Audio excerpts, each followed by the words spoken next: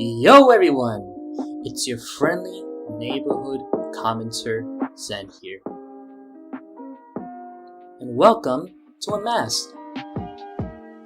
On this special episode, I'm joined with the first ever guest on the show, Lo-Fi Wi-Fi. Lo-Fi is a VTuber on YouTube who streams gameplay of games like Resident Evil, Red Dead Redemption 2, and Ring Fit Adventure. He's known for being the host behind the VTuber Lore series, where he delves into the lore of characters from Hololive. However, he also creates other related videos, which is apropos, because he just came out with a video where he reads bad roleplay stories. So, Lo-Fi, welcome onto the show. How are you doing, my man? Well, after listening to the Cali horse audio, I will say I need a cigarette after this. You care to?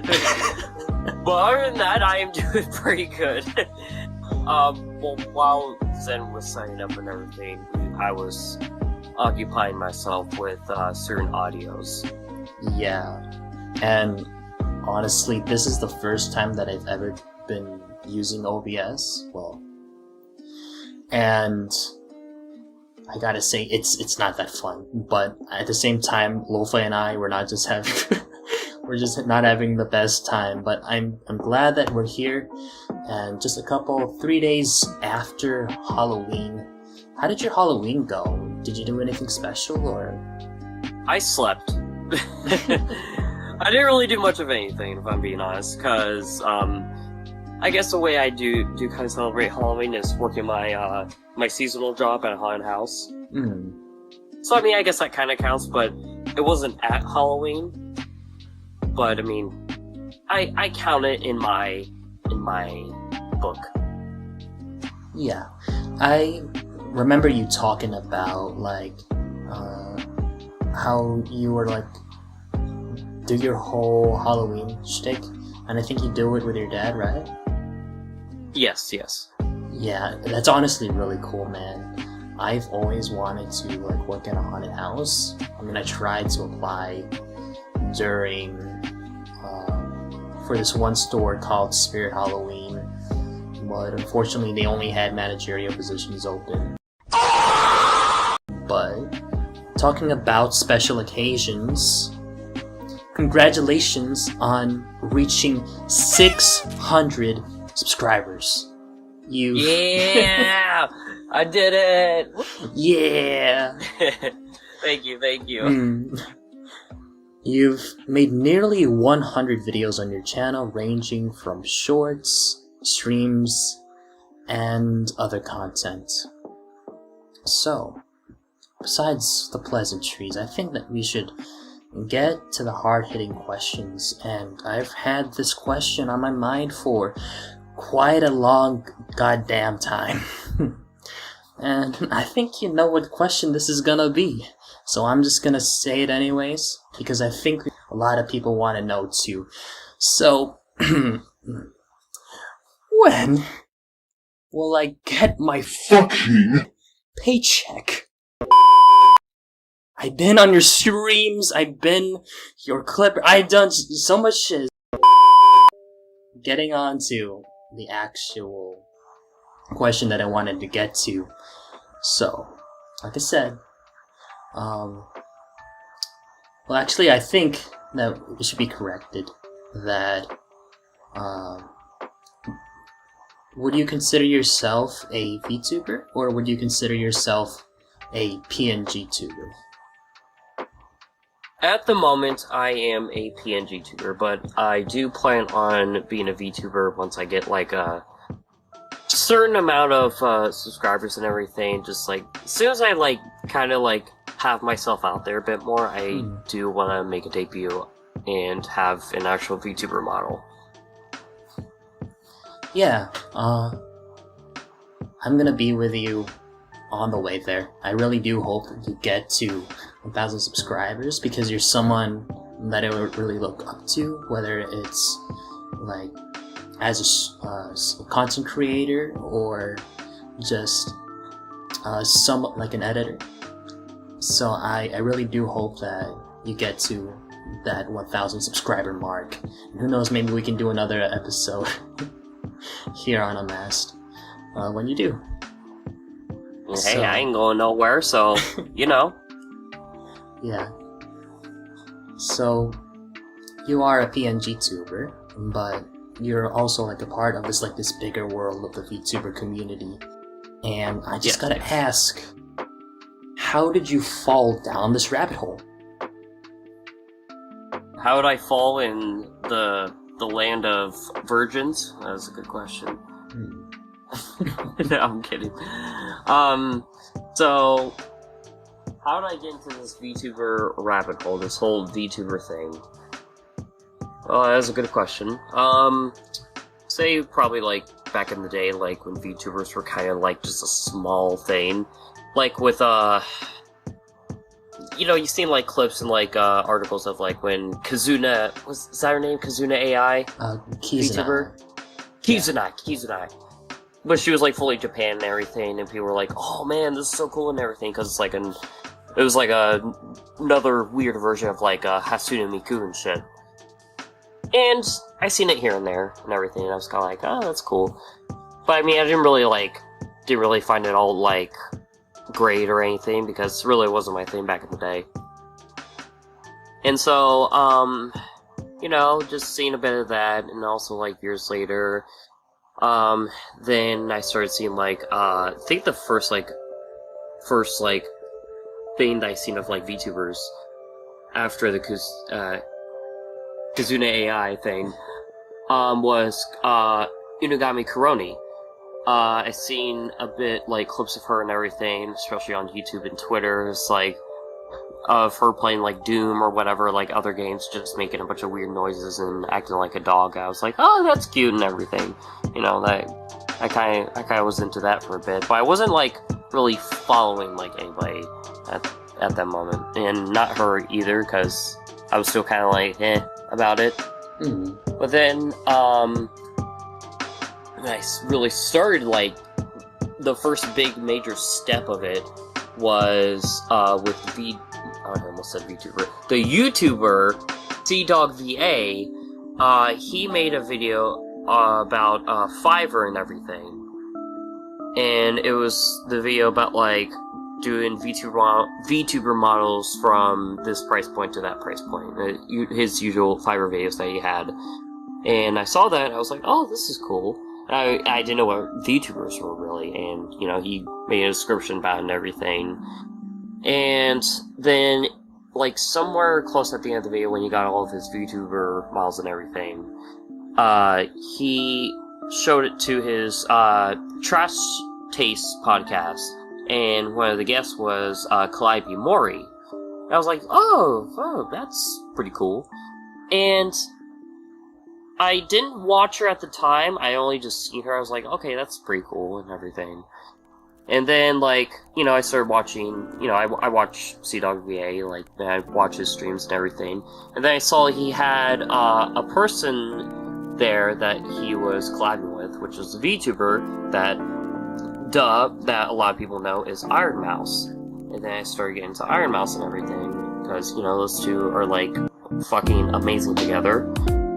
And then I watched Iron Mouse, then it led to me watching, then it led to me with the YouTube algorithm showing me other VTubers, like Calliope Mori and Gargura, and then I went downhill from there. And this is before I, like, thought about being a VTuber, because I thought it was kind of impossible at the time. I think it was for more, like, people out there that knew computers and shit. And at the time, I was like, you know, I was just watching this stuff as, like, entertainment, you know? But also during that time, I wanted to get back onto YouTube and everything, didn't know how. And so, with that, what I did, what I wanted to do is my old channel that I had, I wanted to bring it back up. And so during that time and everything, like, I didn't know what I really wanted to do with my channel and everything, which I had the second channel, which was, of course, what is now Lo-Fi Wi-Fi. And I was like, I kind of wanted to do Lo-Fi Wi-Fi with, like, personal videos and everything. I didn't think about doing, like, any any VTuber stuff or anything like that. But my old channel was like movie critic stuff and like just criticizing stuff and shit like that. And I kind of wanted to bring that back. But you know, when I was running, like, I wanted to run 2 channels and everything, and I kind of got stuck on what I wanted to do and everything. And so I was stuck for a while, and then just like, you know, my boy Starlight, God bless him, me and him have been like homies for like since 6th grade and everything. We've been homies ever since. And you know, I just kind of, he knows everything, we used to hang out and whatnot, and he kind of told me, it's like, dude, just start over. Just start over and just like, just go for it. And I was like, you know what? You're right. And if it wasn't for him, I probably would still be stuck to this day. And so, with that, then I started to see the idea of like indie VTubers and everything. And then so I decided, like, hey, you know what?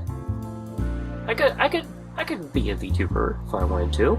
So I decided, like, hey, you know, let's do this lo-fi Wi-Fi channel, and that's, the rest is history.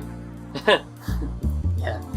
So, did you initially start streaming as lo-fi Wi-Fi on YouTube, or was it on some other site? I started doing streaming in the middle of like, it was like sometime last year, and I did it on Twitch at first. So, what was it like streaming, doing your first stream on Twitch? My first stream ever. I will say, scuffed at first, you know, first stream and everything. And it wasn't anything too special, considering that, you know, I didn't know how to really start my whole streaming and thing. Like, I had stuff and everything, but you know, it's always gonna be hard when you do stuff for the first time. Right. And so, I mean, out of everything, it went pretty well. You know, my first stream ever was doing playing Resident Evil 1 remake, and you know, just that's how it went. It was alright. Yeah, so I would say that when it comes to streaming, I think that you would be most known for playing horror games. Was that something that before you became a streamer that you thought, this is something that I'm gonna do? Yeah, cause I'm a big survival horror slut. I mean, I'll play anything, but survival horror is definitely my forte. I'm a big survival horror guy. I like the older stuff. I like PlayStation 2 games. Whenever I get the chance to stream a PlayStation 2 game, that's probably like one of the parts where I'm like very like at my happiest, cause I don't know, just gives me nostalgia, just brings me back home, you know? Oh yeah, definitely. And you've also been branching out to other games, I want to say. Although there was, I think it was Ace Combat, and I think, what was it, Starlight, that recommended you to play Xenoverse? And Starlight, and also Caneslayer. Caneslayer is another one of my boys. And then also, like, not only games, but you've also been doing stuff with like editing streams, which have been really fun because they're really open VC. Yes. I don't know why, but I always like to do editing streams with open VC. With all of this diverse, sort of more, you know, expanding beyond, you know, horror content and stuff like that, like, what got you into sort of changing that sort of content? What do you mean exactly? Sort of like, you have these horror games, but at the same time, you know, you're playing these horror games, but maybe on the next stream you might be playing Ring Fit, and so you're reaching beyond, you know, you're breaking almost like your own status quo, I would guess you could say, when it comes to the sort of things that you do on stream. Yeah. I say, like, you know, I mean, I do like my horror games, don't get me wrong, but also, it's always fun to play something different, you know? Like, especially, like, last November, I was doing like a full month where it's like, besides doing November and all that shit, I wanted to do like some different, like a bit of a mental health month for myself.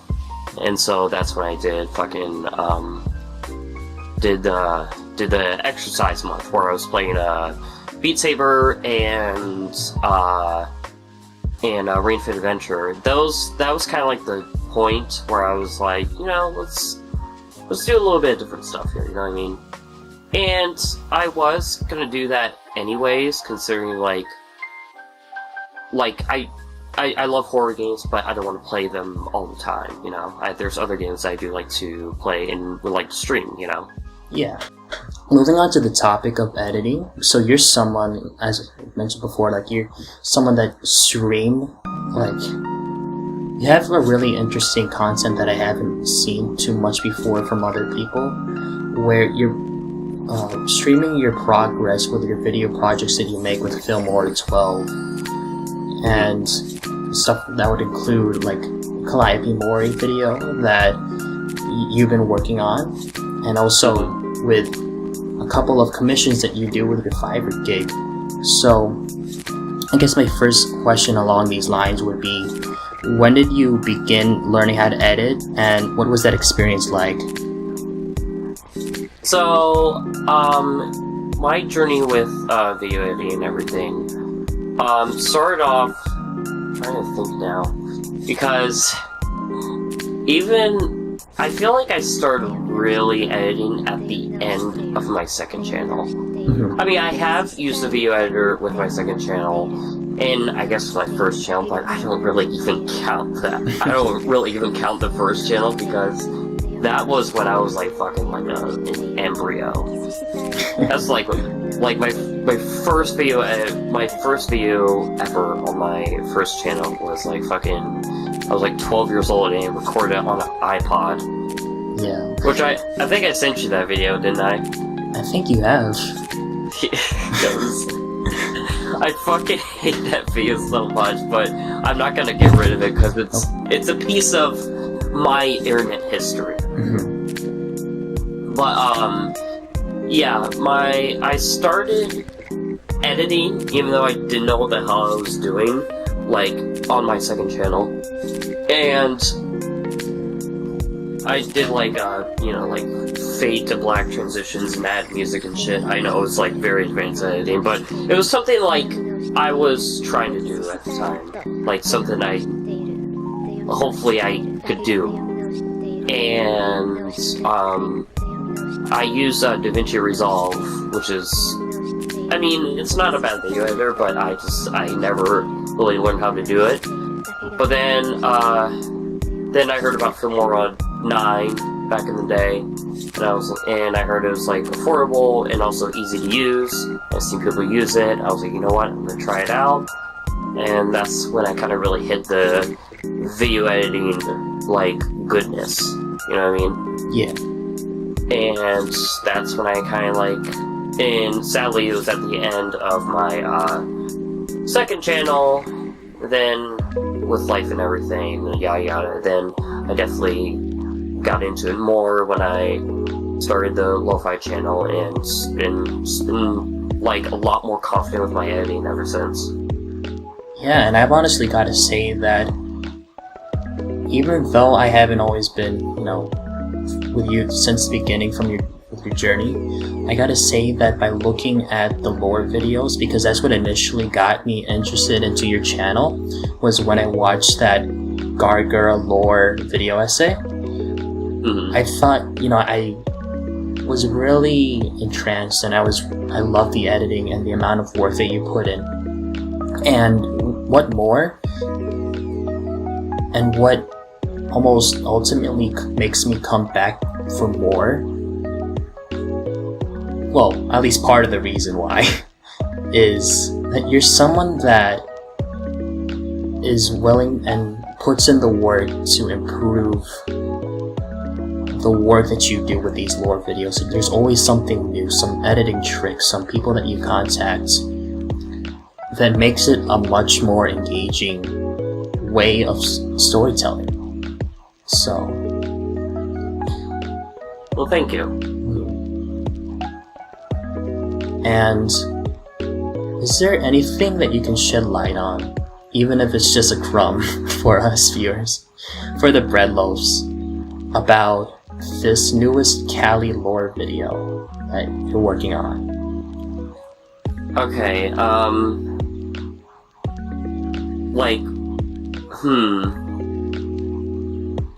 shedding some light. I will say, I started working on it, like, on the script, I think, like, June or something, and now, finally, it's, like, getting so close to getting done. Like, I'm getting, like, final art pieces done, and getting them, adding some other stuff to it, that, a lot of people will see when the final product is made. But let me tell ya, I will say, which, out of all the VTuber lore videos I made, my favorite one so far, out of the two that are on my channel, the Gargura and the Amelia Watson lore, I like the Amelia Watson lore video better. And that's weird considering that Gargura is my highest viewed one, but I like the Amelia Watson lore video considering because I did so many improvements on it. I do like the Gargura video because it made me, like, kind of up there and everything. But there is a lot of things that are like, I should have done better with editing and whatnot, and this and that.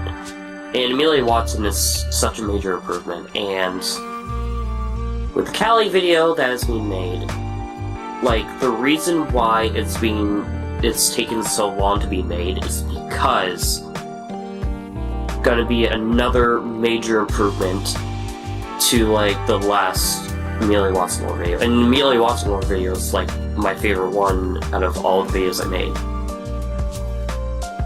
So yeah. It's gonna be a major improvement, that's for sure. And another thing that I will say is, you may or may not be getting a little bit of lo-fi lore at the end of the Cali lore video, so Ooh. there you go. That is something I can say there. That is news to me. So I'm really excited to see when the final video comes out, to see all the efforts that you put in, because you wear a lot of hats when it comes to the process of making these videos. Like, you have a role in, of course, like the editing, but also writing a script for what you're gonna say, like how you want to present all of this information, and of course you'd have to, like, first start off getting all of that research done. And the way that we've sort of document, I guess, the lore now, there's a better way that Cover has really done it. With the Hollow Stars boys, I think that there's a comic strip or a manga where you can really read the lore and it's all presented to you in a nicely fit, entertaining story. But it wasn't, at least as far as I could tell, not that easy to follow up on the lore, if I'm correct in my assumption, where it's sort of like there would be some streams where the girls would mention something about their lore here and there, but it didn't present itself like as a manga or as a video. So here's the sad part, right? Like, the Hololive EN girls don't have any lore videos or anything, except for, guess who's the video I'm making on? Calliope Mori. Thanks, Merryweather, you fucking asshole, for making a lore video on her. God damn it. But either way, I can't really turn back now because I am almost done with it. But it sucks that when I heard about it, I'm like, fuck. yeah.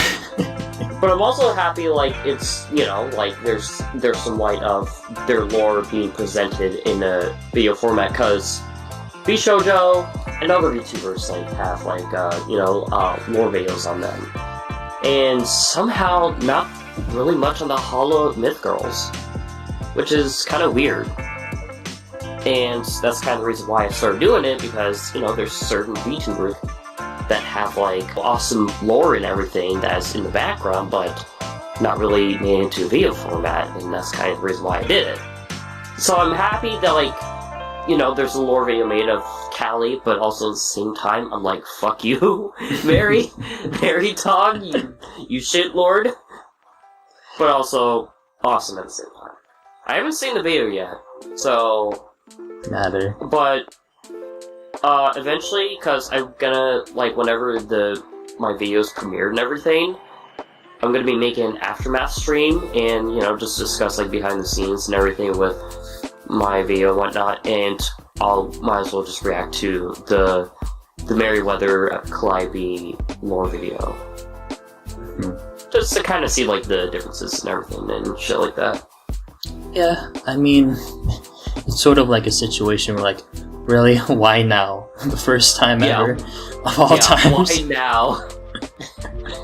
Out of all the times, you had to do it at this time. I think before the Myth Girls, before Hololive EN, that I think that was just sort of how things were.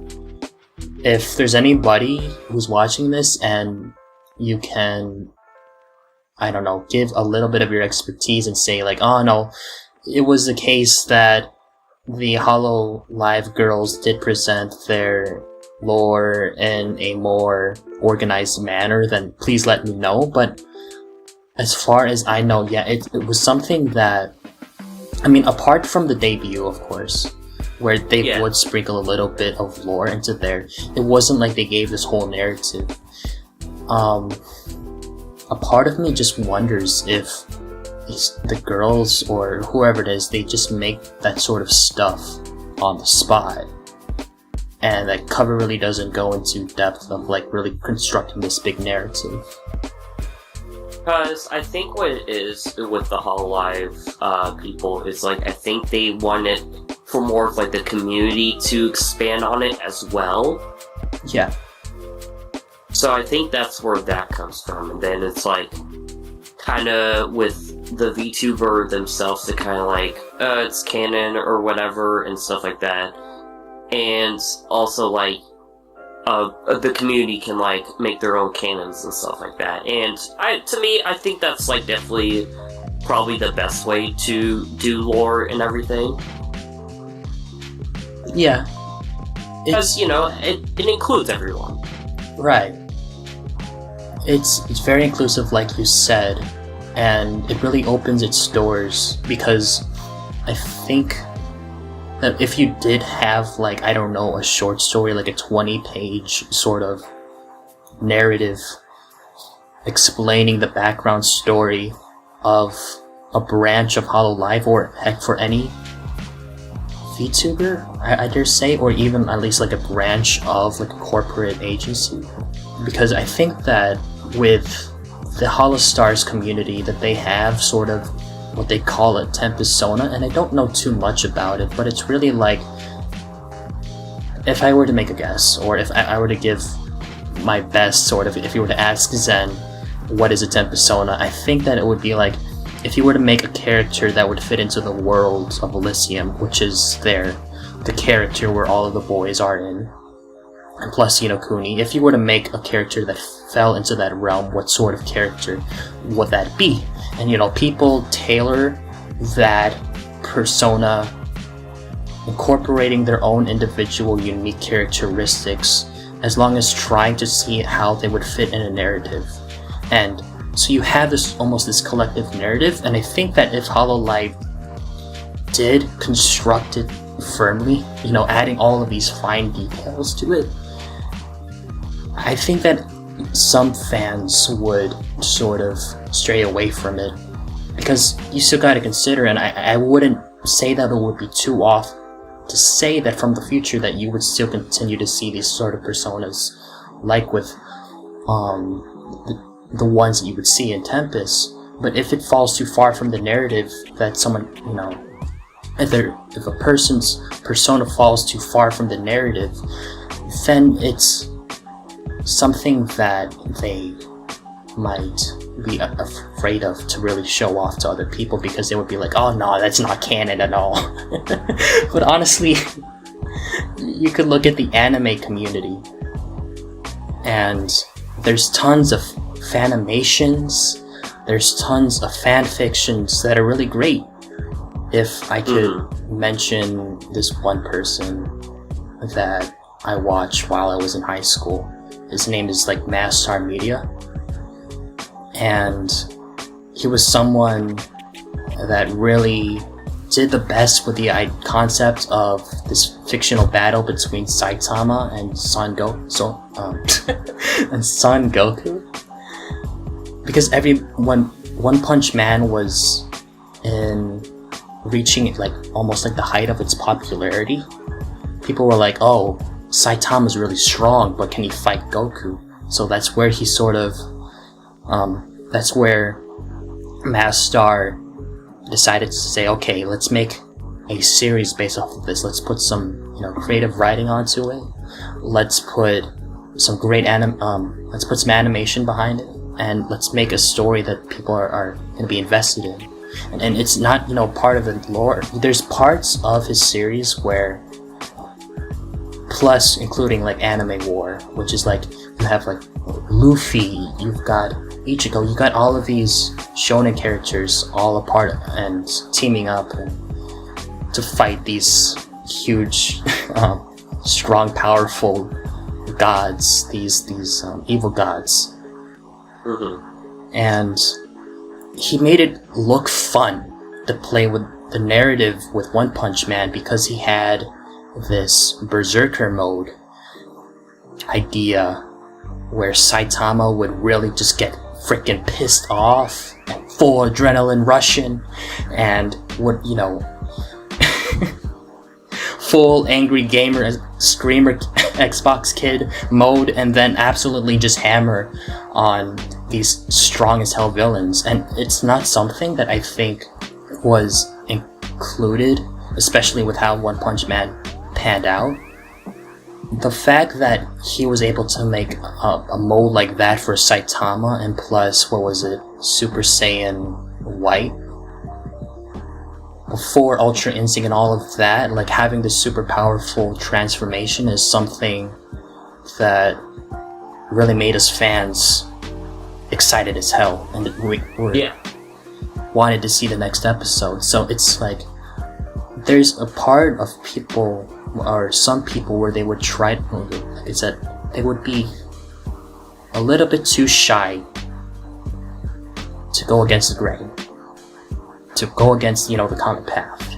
But at the same time, you can look at these other communities and you can see these fans be so excited about something that deviates far, or at least is not a part of like the canon narrative.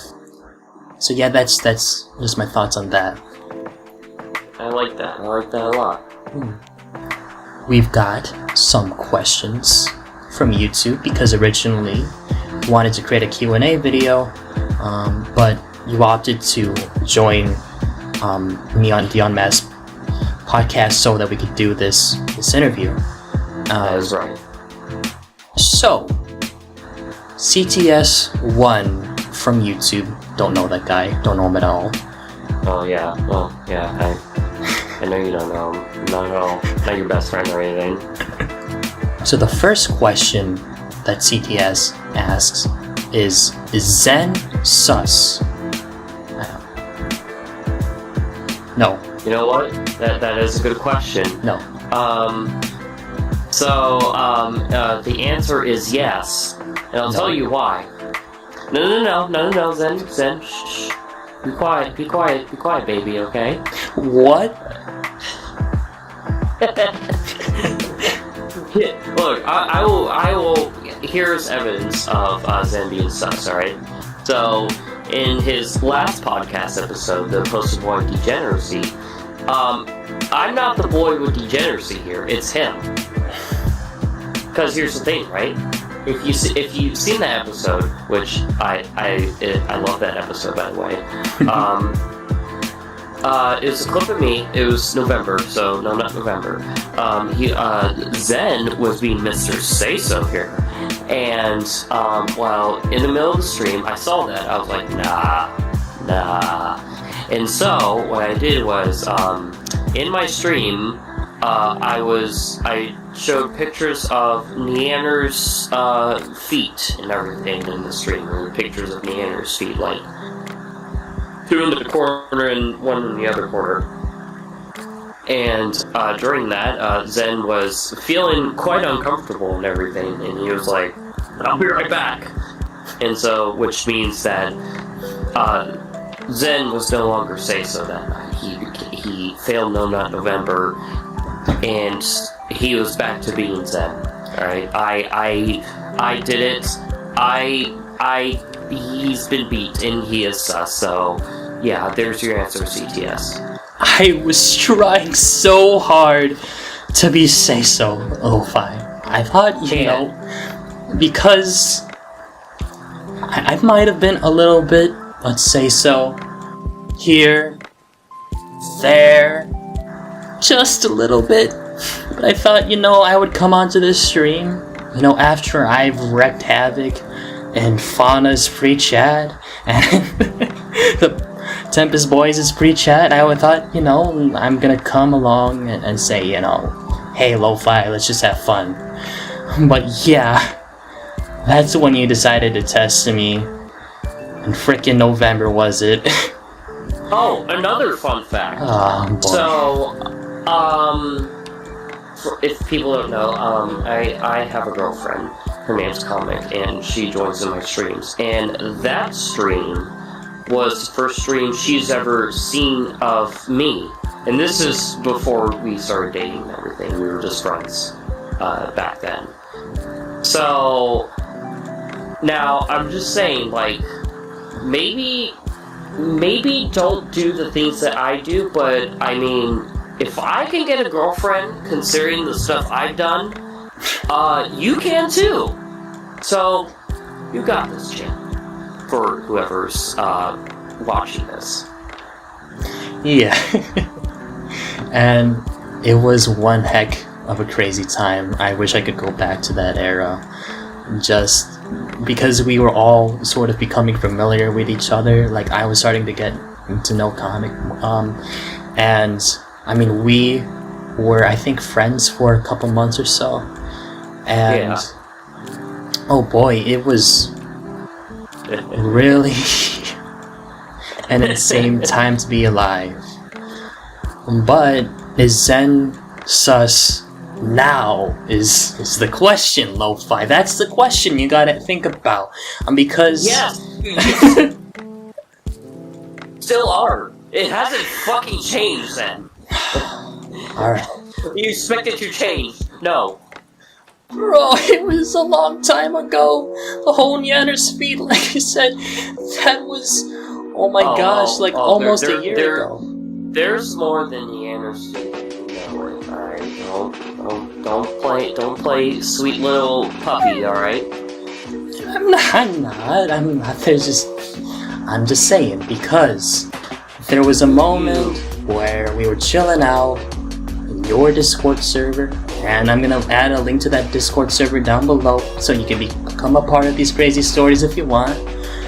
So there was a time when we were in VC, and so adding a little bit of context more here. So your server is an 18 plus server, and yes, we have like various NSFW channels and like stuff like that. I thought, okay, well, yes, we were talking about a purity test, and for those who don't know, I don't know how I'm gonna edit this in, but there is a test that you can take from Rice University, and it's basically a test to see exactly how pure you are, and it incorporates questions like involving with crime, that 3-letter word that starts with S. I don't know why I can't say that right now, but you shut up. You know what word it is. Alright? Quit. I know. I'm going to beat your ass, I swear to God. And a bunch of all these questions. And I thought, even though this is something that I haven't studied for, I'm gonna give it a try. I'm gonna do my best. And I got an A plus, or I think I got an A. I don't think I got 100%, but I got an A. First try, no studying. I'm a genius, yo. Alright. I don't care. I don't care what you say. You're a sussy little baka. Moving on to the next question. Okay. I don't know if you're a fan of Pokemon, but CTS also asks, what's your favorite Pokemon? Eevee, I smash. No hesitation there. Not even a time to breathe. Just went straight to it. First neuron, didn't even fully get processed in the head. Exactly. Eevee. But why Eevee? Listen. Eevee, alright? I've seen too much Rule 34, alright? Oh gosh. Not listen. really. Okay, listen, alright? People are gonna be like, oh man, lo-fi Wi-Fi is weird. Okay, here's the thing, right? There's a video of Markiplier, one of the most wholesome dudes, like, in, like, the YouTuber, in almost all YouTuber, right? And he made a smasher pass on fucking Pokemon, so don't call me, like, some sort of weird person, alright? Markiplier did the same thing, and also, I'll take a foot job from Eevee. That's all I'm saying. Hey yo! Game. I think I just blew out my mic on that part. But yeah, so I mean, I can't argue with Markiplier. Yeah, I can't. I can't argue with that logic. So But you know how it goes. anyhow, let's talk about. Okay, this is not Smash or Pass, but this next question asks, dog or cat? Well, I hope to God it's not.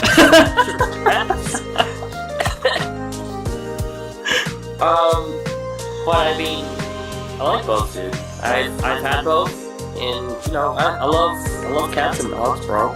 My dad's got cats. My dad lives in not. He lives in a bit of a trashy neighborhood. I mean, it's not terrible, but the neighborhood is basically called Cat Alley and everything. And Ooh. my dad, he feeds cats and everything all the time and everything outside. And you'll just pet him and love him and everything. He's kept a few and everything and all that. So I mean, my dad loves animals too, and I've been raised with cats. And I've had a dog, and I have a dog now. He's a gay little piece of shit, but I mean, I love him. I mean, if you guys have seen my Twitter and everything, or I've mentioned before, but I mean, his name's Potter and everything. He's fat, gay, stupid, and I love him.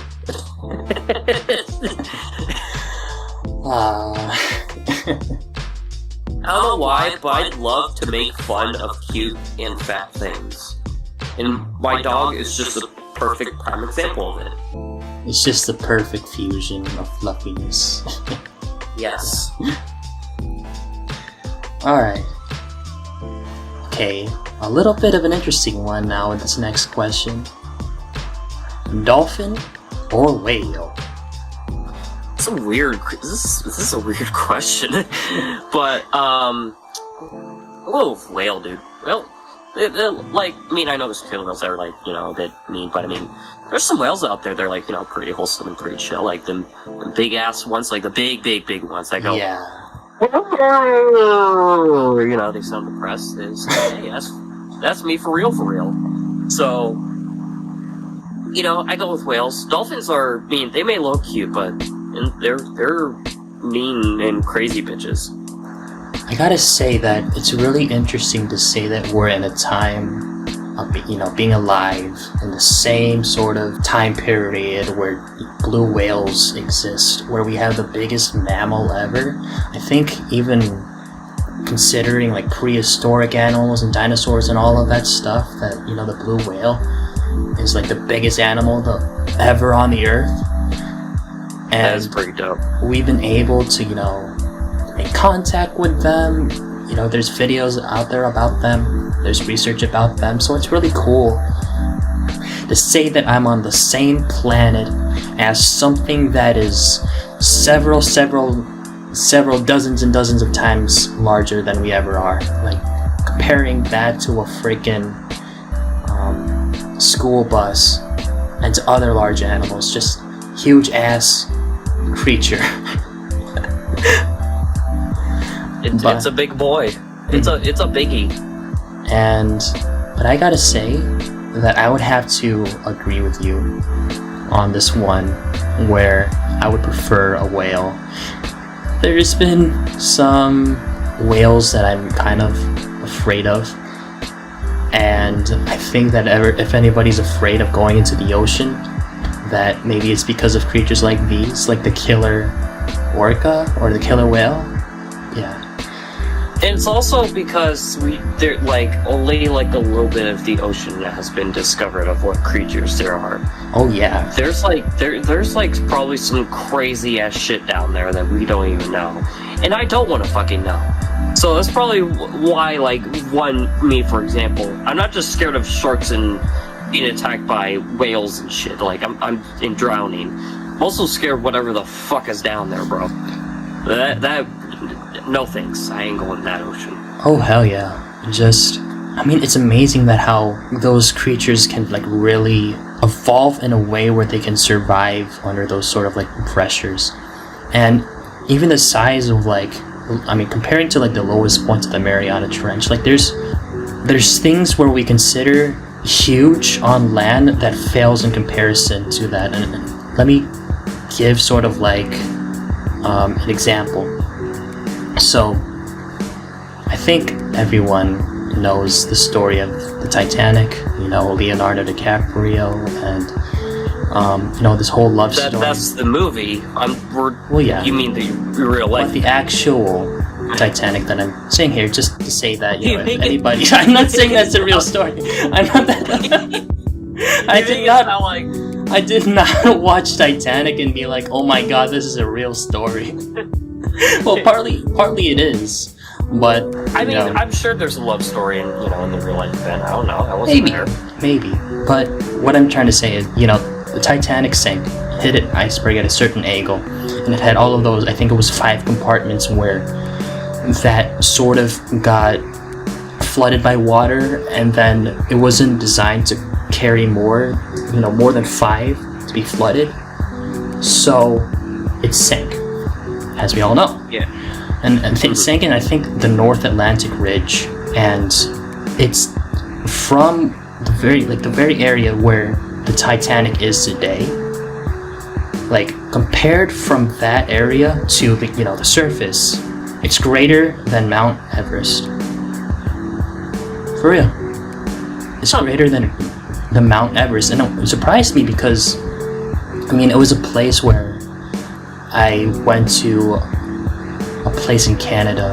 I'm forgetting exactly where, but there's this place called Science World, and it had this, I think it was Exploring the Deep with James Cameron, and how James Cameron went on this voyage, voyage, expedition, an adventure, and... Who knows? James Cameron's just doing side quests at this point. Oh yeah. And I think this was before he filmed the Titanic, but it was during a time, he was in a mission, I gotta say, and he was going on this. It's not exactly a submarine. From what I could tell, it was only something that could go up or down. And I think he went down straight to the bottom of the Mariana Trench. And that's interesting because I don't know if I've ever heard such a feat ever accomplished before. If there is, it's just that I didn't know. But just the idea of that you're going to the lowest place, in the waters. I don't know if it's on Earth. It'd be interesting if there is an area deeper than the bottom of the Mariana Trench, but I don't want to know. And who knows what's living in there. Alright, So, moving away from the sea and back onto the land and into the virtual world, or can include outside the virtual world, what are some hobbies that you have besides YouTube? Some hobbies I have besides my VTuber YouTube channel stuff and everything. I like to write. I'm a big writer. I like to write characters. Which I haven't done in a while, but I do like to write OCs and everything, and I like to get like art done of the OCs and whatnot. And I do roleplay, stuff like that. Haven't done that too much, considering I've been busy with my channel, but I mean, whenever I get free time and everything, I like to, do like some roleplays here and there, get involved in the story, stuff like that. And anything else really, I like to do the basics. Like, I like to play video games on my free time. Like, I've been getting into like Cyberpunk 2077. Ooh. I have like certain games where I'll just play like out of streaming. Because, I mean, I feel like it's fair you should have a game, like, you don't have to stream or, like, involve your channel with. And the thing is with me, I know people don't like Cyberpunk, but, I do. I've been just getting my asshole involved into the Cyberpunk world and everything. And, I've been, like... But, the game is, like, so immersive to me and everything, like, I'm just, like, silent the entire time, so that's probably, like, a major reason why I would never stream it, because it's, like, that immersive to me. I'm, like, just sucked into it. But other than that, like, I play video games, read manga. I'm a big Junji Ito fan. I still need to read like so many Junji Ito manga because I have a shit ton. But I mean, I like to read manga. I read one of my favorite manga series is Black Lagoon, and I like the Black Butler series, and as I said before, Junji Ito. Do you have a particular favorite Junji Ito manga? I do, yeah, there is a favorite. Like, I do like the basics, like I Am Tomi, and the one where it's like, in the other one, the one story where it had like, what was it? Where it was like the creepy actress lady for their movie or whatever. I forget what that one's called. But it was very uncanny and everything. But I will say probably like my favorite Junji Ito manga was the adaptation of Frankenstein. Because it has everything because the thing is, like, the book, it's amazing and everything, but the thing is, like, it's got that old English stuff and everything where it's kind of hard to really, like, get yourself into, and, like, Junji Ito, like, made a nice visual representation of it, and also, like, having, like, the dialogue and everything, and just making it more easy for people like me with my small brain and everything to get into the story of Frankenstein, Yeah.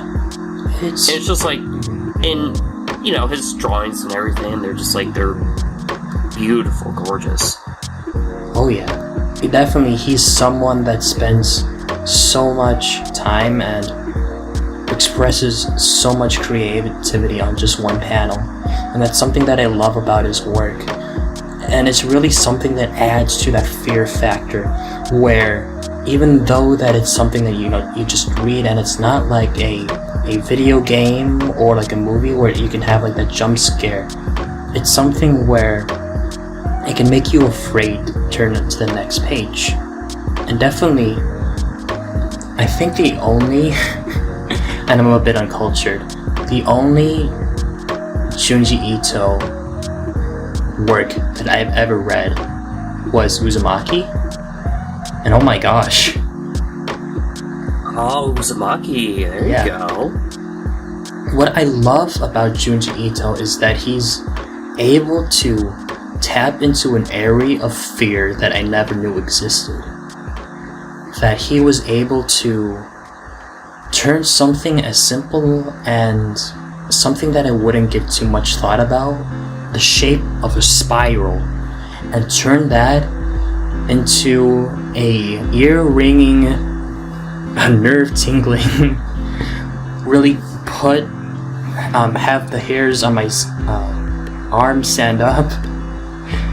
His work is just absolutely amazing, and it just makes me wonder what really goes into a mind of a horror genius like that.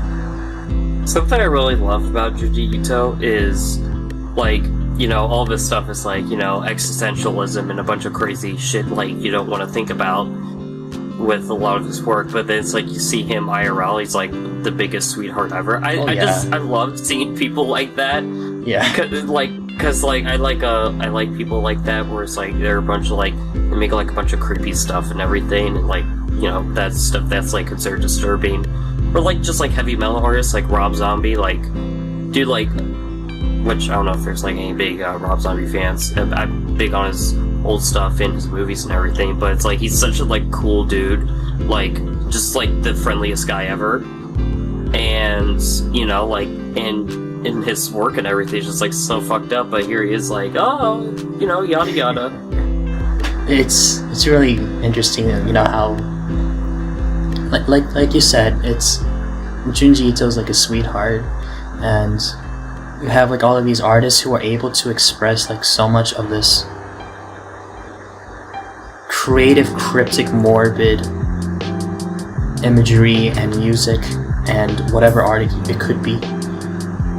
And, you know, it's something that on the surface you wouldn't, if you just saw the person, like, you wouldn't know that they were someone that made that sort of stuff. But at the same time, that I think that makes them really cool as hell. So, moving on to the next question, going back to YouTube. Do you have any goals for this year? So some goals for like this year is, I mean, one thing is for sure, like for this year, I want to hopefully hit 1K. I'm hoping to make it to that at the end of this year. And also, hopefully, maybe, get YouTube partnership and everything. And, you know, and another thing, just be on the best mental state I can be, like, be happy and everything, and just have good luck. Just hopefully have, you know, life just goes well. That's kind of just my goals. Yeah.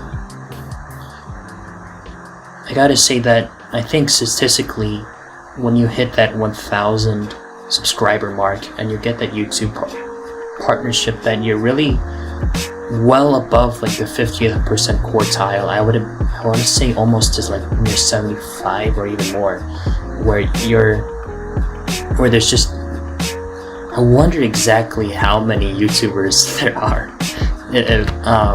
but you're someone that has definitely been working hard towards it, and with the pace that you're going on right now, I think you're doing pretty good, because the requirements for that partnership includes notably 1,000 subscribers and a crap ton of watch hours. And there are several, not only VTubers but also YouTubers that may have hit that subscriber mark, but they haven't gotten that partnership yet because they don't have the amount of watch hours, and it can kind of suck. And see, my major issue is that I live stream on my main channel, but after 3 days I delete that VOD and move the VOD to my VOD channel. Right. And so with that and everything, I think with that, like, I think eventually I'm just gonna stop with my VOD channel and just leave my live streams in my channel. Yeah.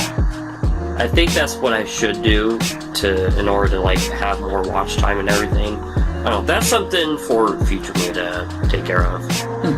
Yeah. I'll figure something out. And now moving on to the final question from CPS is, do you have any advice for those who want to be a VTuber? Not really one to give advice, but for what I've been doing so far and everything, there is a few things I can give advice-wise. First things first, whatever you do not just straight up buy a VTuber model. Don't just straight up get a VTuber model because you don't know if it's going to work out.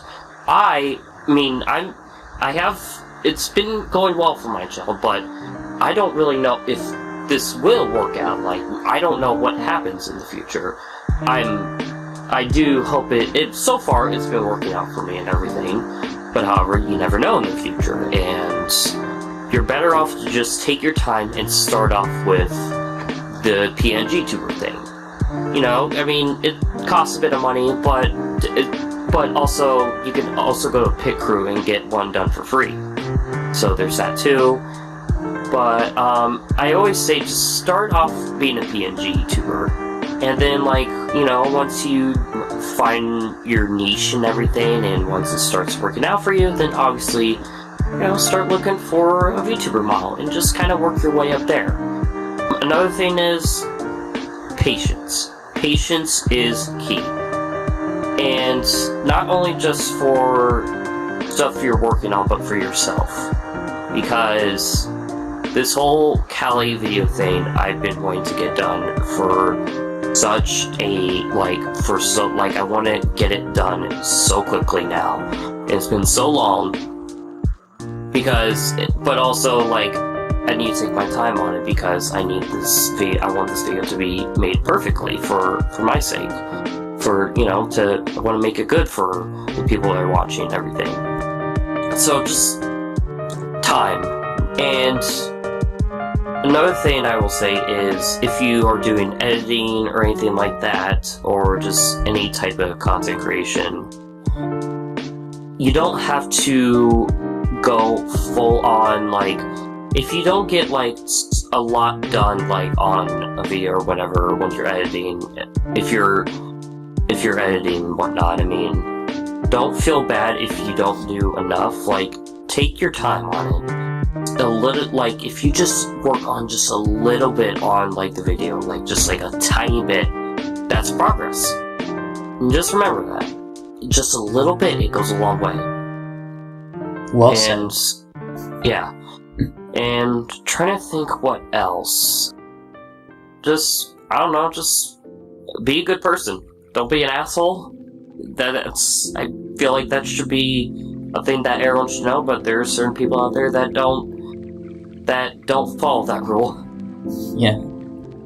I gotta say, though, that just adding on to what you were saying about, like, VTuber models, well, yeah, they can really be expensive, but at the same time, there's a lot of people out there that call themselves quote-unquote VTuber artist models, quote-unquote riggers, quote-unquote graphic designers.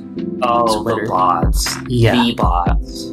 And I gotta say, definitely, because especially with Twitter, it does not take that much for them to find you, to contact you. You know, if you have your DMs open, of course, and like them being like, "Oh, are you interested in buying a model?" And they'll come off as really, you know, they could be bots and they can really seem human-like, but they're really out to scam you. So, but yeah, that's another thing there.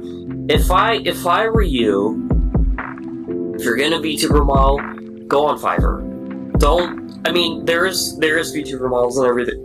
There is VTuber model riggers, like actual legit riggers and artists and everything, on Twitter. Just look real hard on their profile and everything.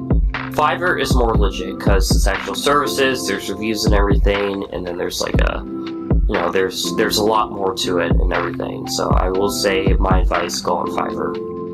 Yeah, definitely. It comes with its pros and its cons when you are looking for an artist to make you a model. And I'm not necessarily talking about this from experience, but I won't say too much about it. But I have looked for artists for models and rigging and stuff like that.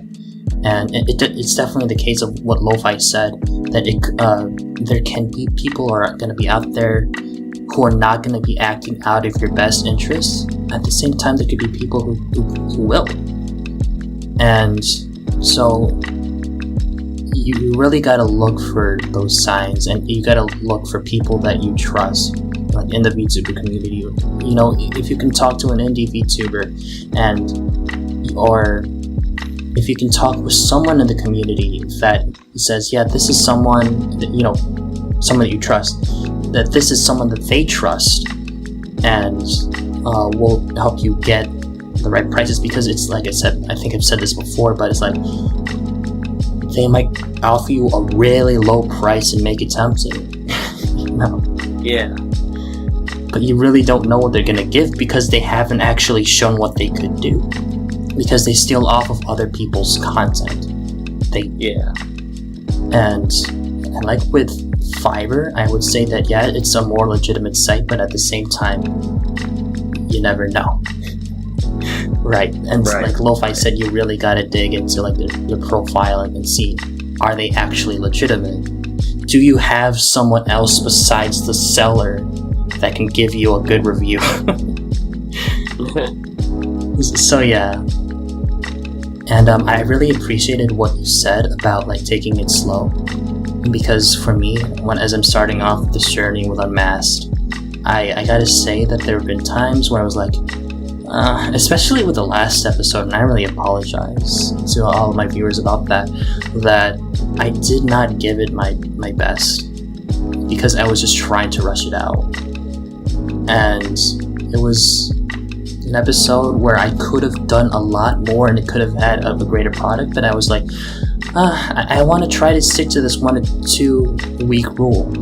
And I mean, once I think I can say this, at least now, because I probably am going to be using the same story when I get more experience as a content creator, that I'd be looking at this moment and be telling other people too that you gotta take your time. You know, this is when you move into content creation, and this is what I'm experiencing now, at least I can speak on my part, but it can differ on the person. But for me, it's a lot to be taking in, because it's like I have to manage stuff on like Spotify, and I have to manage things on Twitter, and I gotta like plan out like all of my episodes, and I gotta learn new editing tricks and all of this stuff. It's gonna take time. So it's like tread almost lightly and like try to see how good of a swimmer you actually are. Yeah. So even though I don't know if I'm the right person to be giving advice yet, that's what I can say. And I agree with what you say, Lo-Fi, about your advice. So moving on now to another user besides CTS. Alright, and this next one is from someone that you also know, Taru 1070.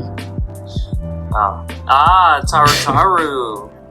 Taru asks, more fanfics when? Okay, so sadly with that, well, first things first, probably won't do any fanfic stuff, or at least not for a long time. But the one that she's probably talking about is the Cars vampire fanfic that I've been reading. Oh yeah. The problem with that is the story to that has been like deleted from Wattpad. Oh.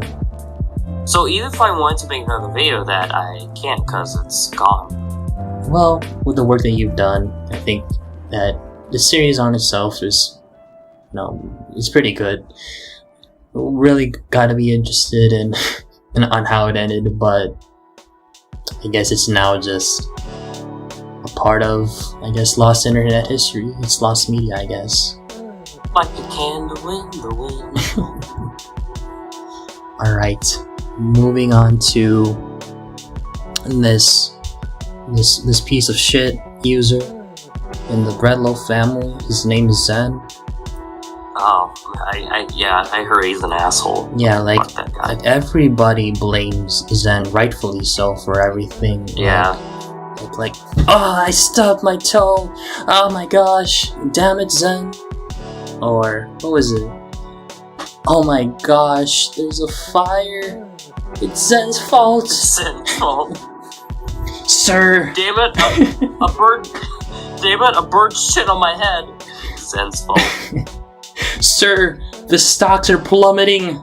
God damn it, Zen. Fucking Zen. Hashtag blame Zen. So anyways, Yeah, Zen's fault.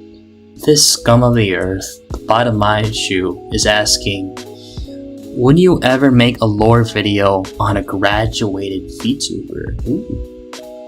Oh, definitely. Oh, yeah. I mean, just because they're graduated doesn't mean I should make a VTuber lore video about it, you know what I mean? I mean, if they got their lore and everything, then, you know, I mean, why not?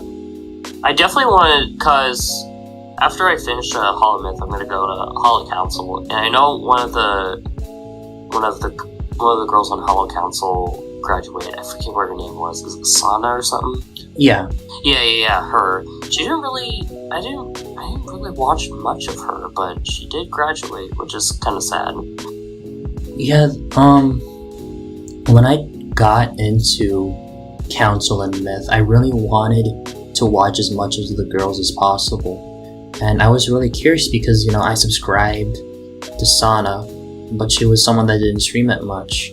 And it was really hard for me because I almost see members of now graduated members of Hollow Stars, EN, Vesper, and Magni Desmond, who also graduated.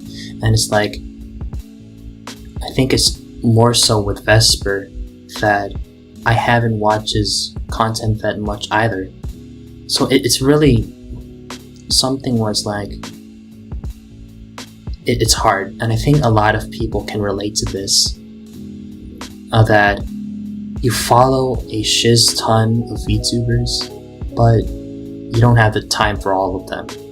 Too many VTubers, too little time. And yeah. One thing's for sure, definitely, because after my whole Caliola videos premiered and everything, I want to take a month hiatus from the whole YouTube thing and just kind of like just not only spend time with friends, family, and loved ones, but also kind of like just go back to my old self and just watch VTubers and definitely the Hololive girls and everything. Like, I want to like get up to date, like what they've been up to, you know? oh yeah, That's definitely something I'm gonna do, like during my hiatus and whatnot. I would say definitely keep an eye out for Callie because she's someone that has done so much, and it's insane. Oh, Callie. Yeah, I think Callie's been like hitting that shit up, bro. Yeah. She's been fucking it up. Like, girl, good on you. Man, like she's someone, I think also along with Iris, with the amount of like music and songs and original covers and all of this stuff that's been coming out, it really boggles my mind on like how she able to manage all of that. And she's someone that I would say is decently frequently streaming too. It's been a while though that I've followed up with her, so I can't really gauge too much with that, but she's definitely someone. I think she had a collab with One Piece or something like that for a song. Yo, that's dope. It's insane. And it really makes, I think, because there's just so many times in Callie's music career that's just really boggled my mind. Like, how did she get to sign with Universal Studios when she's still a part of Hololive? That's something that I don't understand. Callie's got the fucking work ethic, bro. Yeah. she's definitely someone that really works her ass off, and so does a lot of other people. Like all of Myth, I want to say they are freaking legendary. Yes. They are like, who was it?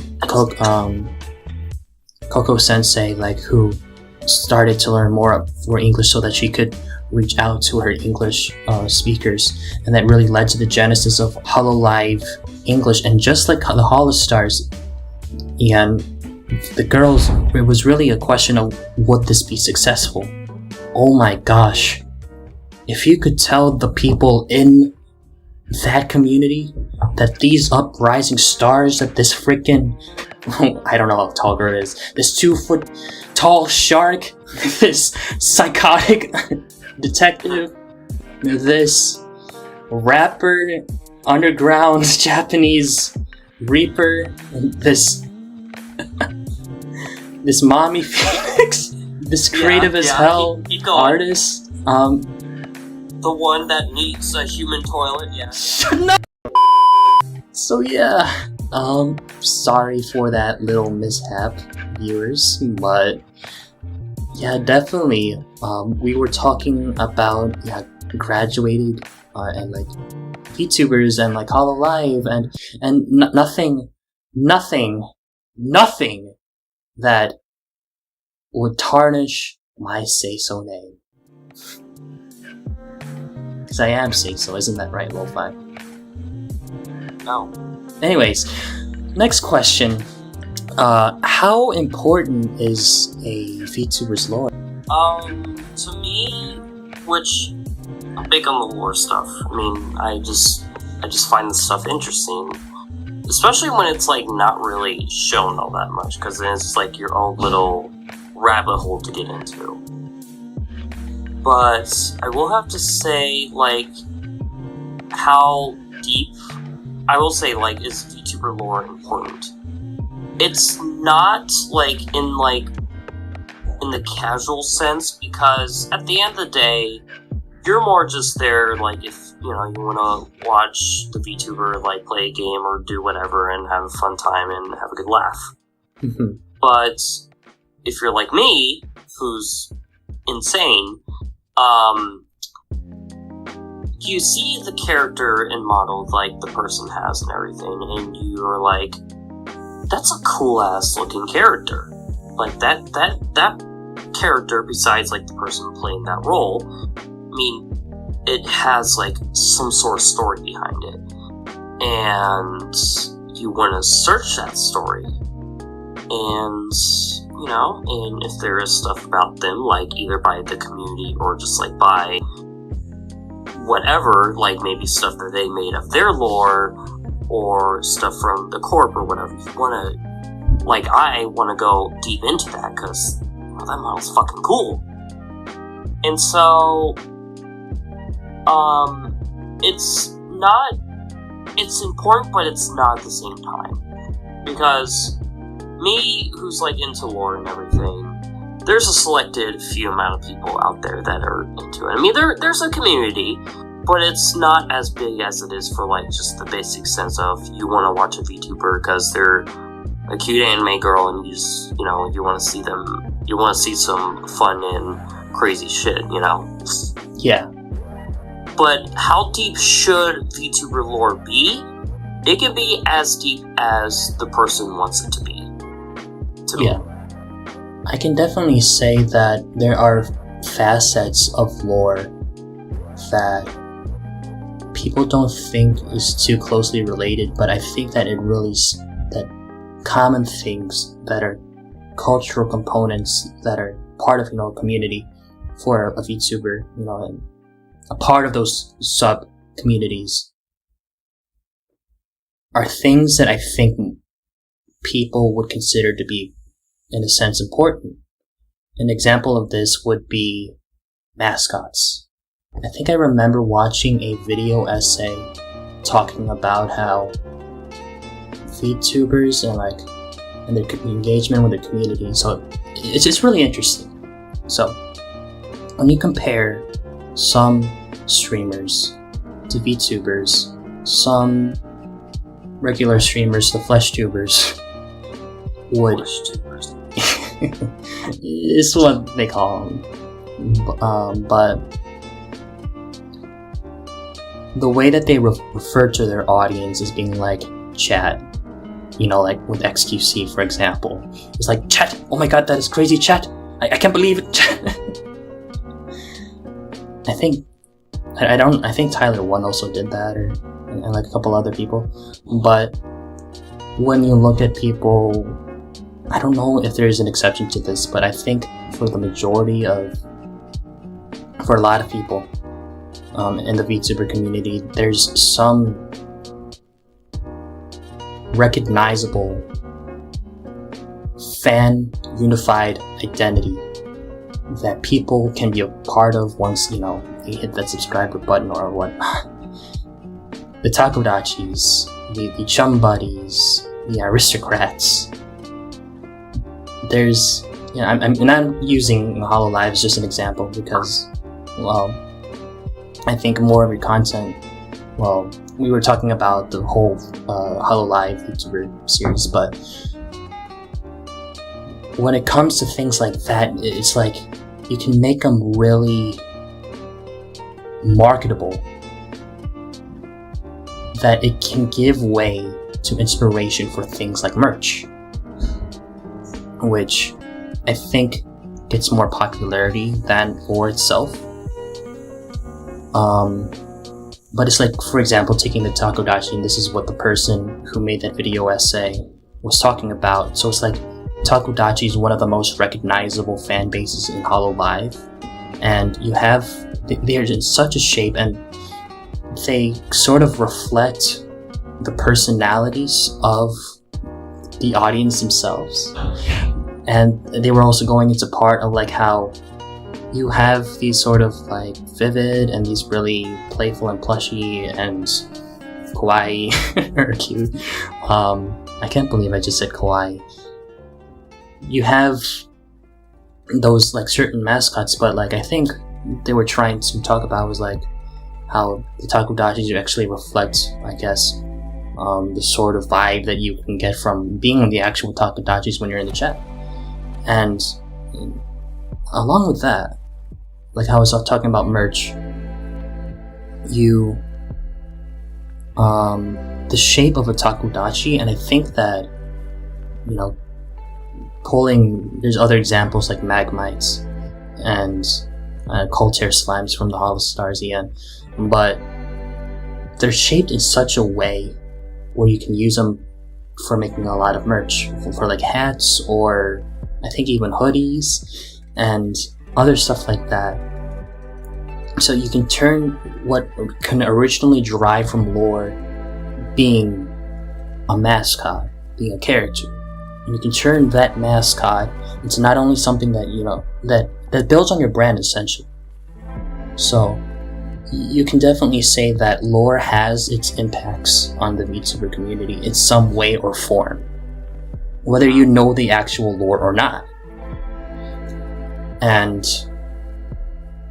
there's a lot of different ways that HoloLive can continue to explore this, especially with the project of Hollow Earth, where they're trying to not only appeal to the gaming and streaming community and the music community, but they're also trying to appeal to the community of, like, I think it was MMORPG players and more of that kind of gaming community. And it was interesting because you can, there's a story behind that, and you would even consider like that's I'm not entirely sure about the whole game, but it offers itself like an opportunity to incorporate things like lore into things like video games if HoloLive continues to make other video games. And it can also be things like, I don't know, movies. I remember Gura talking about this idea of, well, shortly during the summer, of like Hollow Wood, as in HOLO wood. And the idea of HoloLive making movies and stuff like that,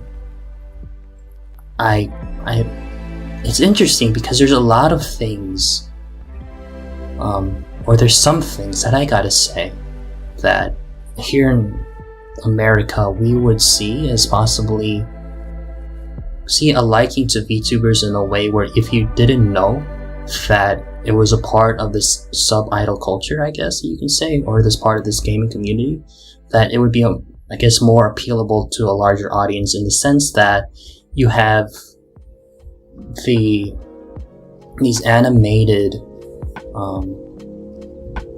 characters, and they can become a part of, incorporate things like lore into a part of a story. And there's parts that I can definitely say, I mean, with anybody else, that you can find some similarity between yourself and with a VTuber. For example, I love Gura's chaotic nature, with her unsafe-ness and all of that. The fact that she loves singing, and it's something that I can at least somewhat relate to. So it's like, it makes me wonder, if there wasn't that as much context as to what VTubers are, and you presented it in a different medium beyond streaming, that you could appeal to a larger audience so that the VTuber community can grow. But I think we're going off too much tangents. But this is what this podcast is for, honestly. Yeah. I also just want to add one more thing. So when it comes to how deep a lore VTuber's lore should be, it's as deep as your passion would allow as a writer. And yes. It's something where you can play around with, because there's definitely a lot of things where people would say, "Oh, I'm just adding this for fun," and yeah, definitely the case that it is for fun. But people would perceive that as like, "Oh, I think you're being too much with your story here."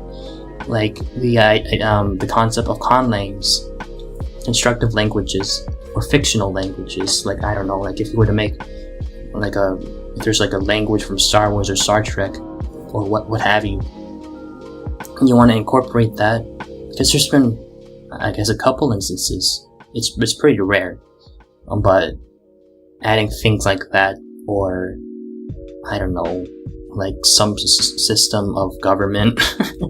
If anybody wants to do that, you can take it in different ways, have you? And it's going to be perceived differently. But if that's something that you're really passionate about, if you're someone that's like, "Oh, I love cultures, I love languages," and you want to see this as your passion project, then I say go ahead. It should be as deep as you want it to be, given your passion. That's right. Okay, and I think that's all from the YouTube and Discord questions. Do you have a video that you're most proud of? My most, which a lot of people may be a bit shocked, which I kind of mentioned this a little bit earlier in this podcast. My most proud video, it's not the Gargura lore video. I am proud of that, and I am glad for the amount of traction the video got, and a lot of people, and that's how I got most of my followers and everything.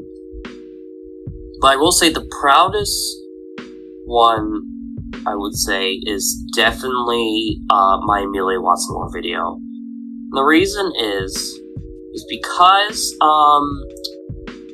which, the Gargoyle video, I love it. I mean, I love what I did with it, but there's, it was that time where it's definitely got, some issues with it and everything. At least for me, anyways. I know there's some people who are like, "Oh, no, the video's great and everything." But it's there's definitely some choices where I'm like, I could have done this better. And it's after you learn video certain video editing tricks and everything, you're like, damn, I could have done that with that older video, and it would have been so much better. And so, with the Amelia Watson lore video, there's just so much stuff that I really improved on, and I say with that, and I got artwork done with that video, and this and that, and I'm like, damn, I it's so much improvement to like the Gargara video. And with the Cali video, with what I got done so far, even bigger improvement to the Melee Watson lore video. So maybe the Cali lore video may be my next favorite one. Who knows? Honestly, who knows? I really do hope that it has the success that you would be hoping it for. And in either way, I just want to say that I'm really proud for the progress that you've made with it. It's something that really makes me excited and makes me want to be a part of it. The process of making these sort of lore videos, because like we've sort of like mentioned earlier, I think or I don't know if it was explicitly stated, but I think there's some sort of underrepresentation with the lore community. I want to say, at least that's what it feels like. And especially with lore writers, that it's like there's not a lot of people that I know who are writers. But yeah, definitely I'm looking forward to watching your Cali video to see. I was gonna make an unsay-so joke right there, but to see how everything pans out, and I hope that your channel grows because of it. I am hoping.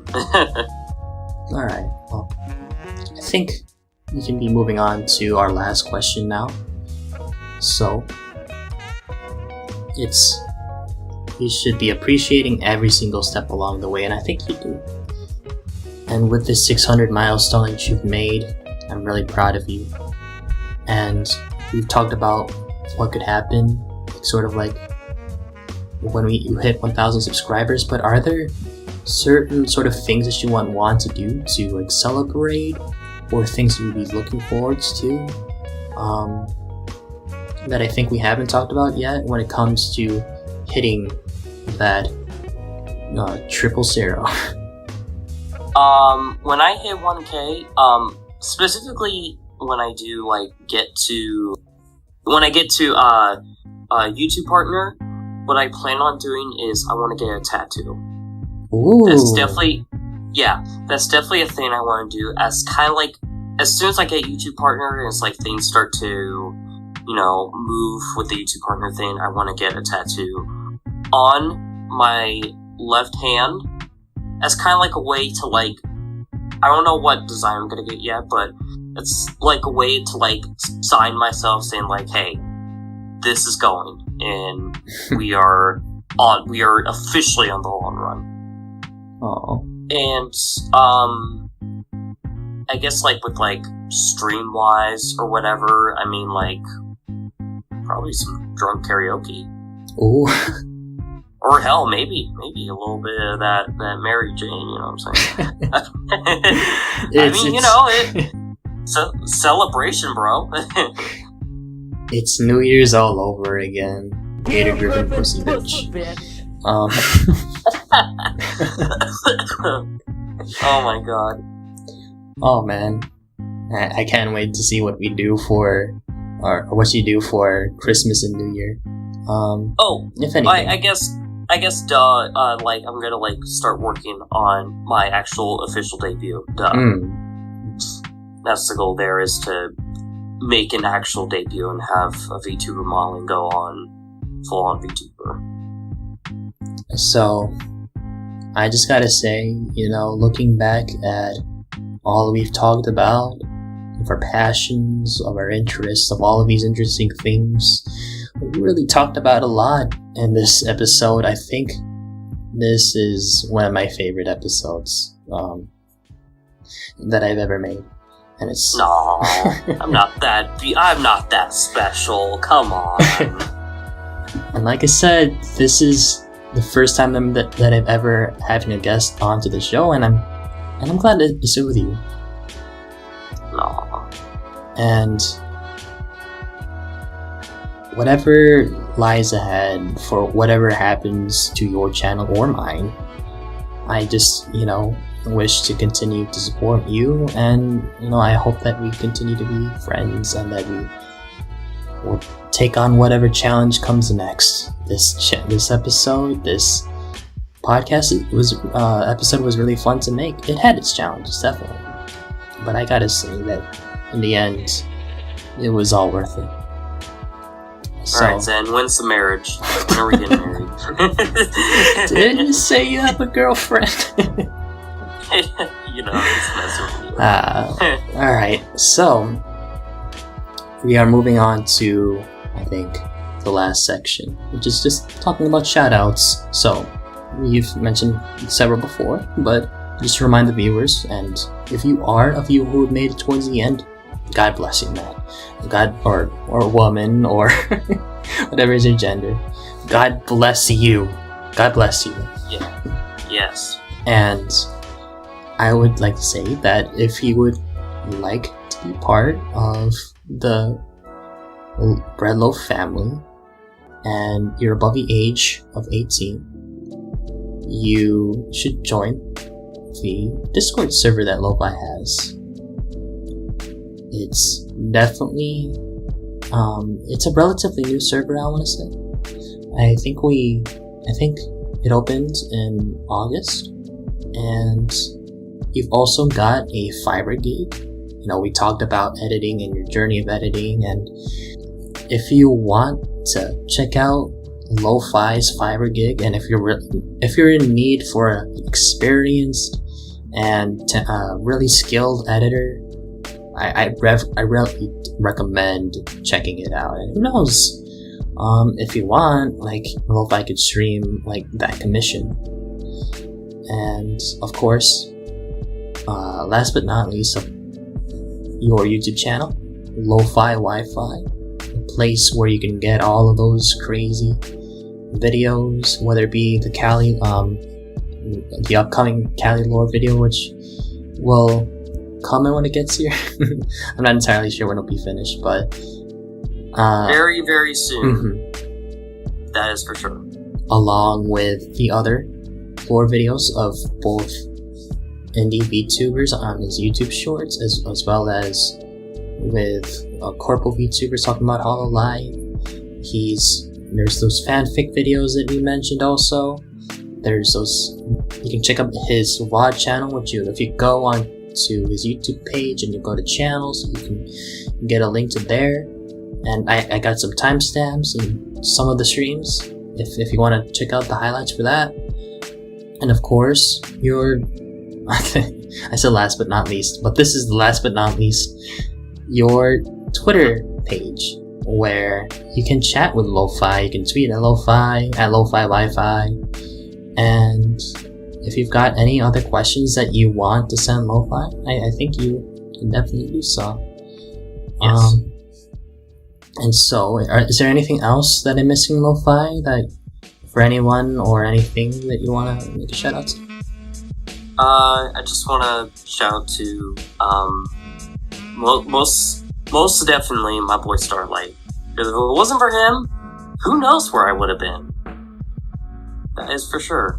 If it wasn't for my boy just talking to me and everything and just helping me out as the first step to this whole journey, who knows where I would have been.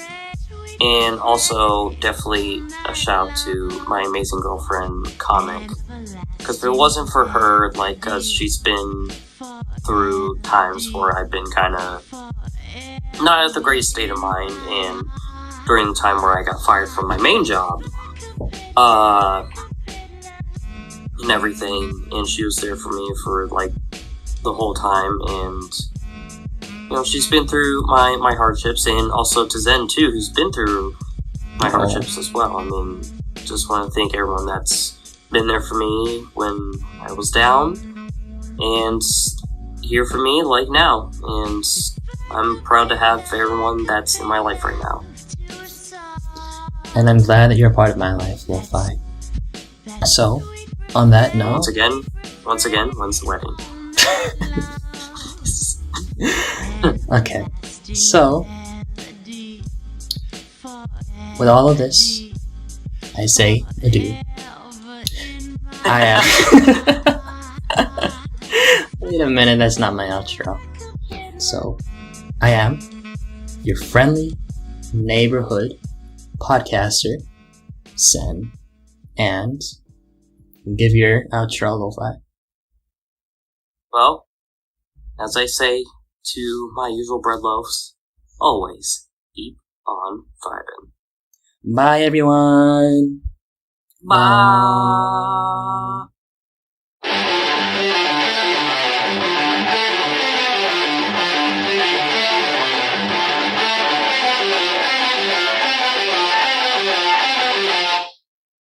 I'm still gonna need that fucking paycheck.